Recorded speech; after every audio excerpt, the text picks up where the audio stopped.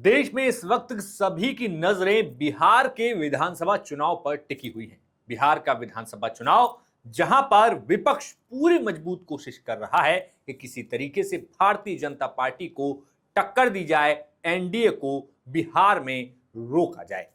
लेकिन इन सब के बीच आज प्रधानमंत्री मोदी ने जहां दिल्ली में लाल किले पर बड़ा संदेश दिया, तो उसी के साथ उन्होंने पाकिस्तान को लेकर बड़ी बात कह दी। उन्होंने कहा कि खून और पानी एक साथ नहीं बहेगा। अब इस मुद्दे पर बिहार में खास तौर पर ललन सिंह ने दो बड़ी बातें कह दी। एक तरफ जहां ललन सिंह ने कहा कि खून और पानी कैसे आखिर बह सकता है, लेकिन बड़ी बात उन्होंने ये कही कि मताधिकार और नागरिकता साबित करनी होगी। जी हां, हम बात कर रहे हैं बिहार विधानसभा चुनाव की। मेरा नाम है मोहित कुशवाहा और आप देख रहे हैं द हिंदी टॉप। बात होगी बिहार में एसआईआर सर्वे को लेकर। जिस तरीके से सुप्रीम कोर्ट में सुनवाई हुई, सुप्रीम कोर्ट ने अपनी तमाम बातें कही। उन्होंने कहा कि आप आधार कार्ड को एक्सेप्ट करिए। इसी के साथ सुप्रीम कोर्ट ने जितने नाम काटे गए हैं उन सभी का डेटा मांग लिया। अब इस पूरे मुद्दे पर विपक्ष इसको अपनी एक जीत के तरीके से देख रहा है, लेकिन दूसरी तरफ केंद्रीय मंत्री ललन सिंह ने बड़ी बात कह दी। बड़ी बात उन्होंने कहा कि हर एक व्यक्ति को अपनी नागरिकता, अपना मताधिकार साबित करना होगा। दरअसल बिहार में इन दिनों दो वोटर कार्ड का मुद्दा गरमाया हुआ है। जहां एक तरफ तेजस्वी यादव के 2 एपिक कार्ड के मुद्दे पर चुनाव आयोग ने उन्हें नोटिस भेज दिया, तो वहीं तमाम जेडीयू से लेकर अलग अलग पार्टियों में तमाम नेताओं पर राजद ने आरोप लगाए कि उनके 2 एपिक कार्ड हैं। खासतौर पर डिप्टी सीएम तक का नाम इसमें शामिल हो गया। लेकिन अब इस पूरे मताधिकार और नागरिकता के मुद्दे पर जब ललन सिंह से सवाल किया गया, तो उन्होंने इसे सीधा कह दिया कि आपको साबित तो करना पड़ेगा। संविधान लेके कुछ दिन पहले घूमते थे। संविधान में क्या लिखा हुआ? आप सुप्रीम कोर्ट ने कह दिया ना, सुप्रीम कोर्ट ने भी कहा ना। तो अब आप बताइए कि जो इस देश का नागरिक नहीं है वो कैसे इस देश का मतदाता हो सकता है? नहीं हो सकता है।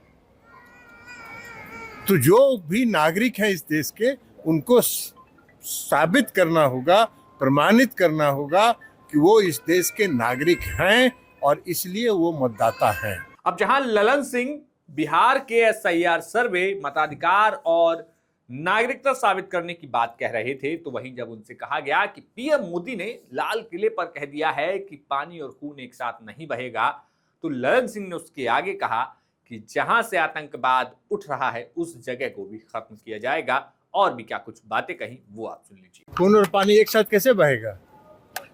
आप पूरा पानी, सिंधु नदी का पानी। बता दें कि इस वक्त बिहार में चुनाव होने हैं और कुछ ही महीनों में चुनाव का ऐलान हो जाएगा।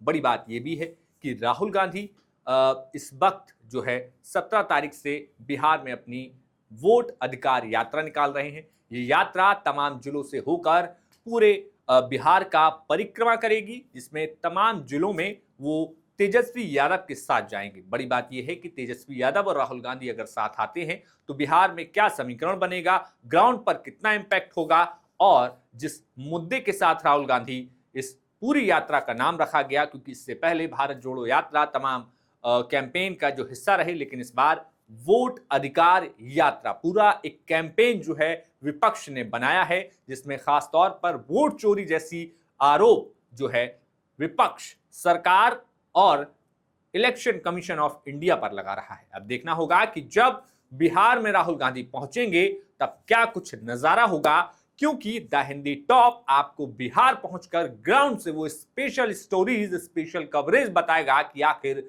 बिहार के लोगों का मूड क्या है। क्या बिहार के लोगों में राहुल गांधी की यात्रा का असर होगा? राहुल गांधी जब बिहार पहुंचेंगे तो क्या बिहार में विपक्ष का वोट परसेंटेज ऊपर जाएगा? क्या जनता फिर एक बार एनडीए पर भरोसा करेगी? आपका इस खबर पर क्या कुछ कहना है, हमें कमेंट बॉक्स में बताइए। देखते रहिए द हिंदी टॉप। शुक्रिया।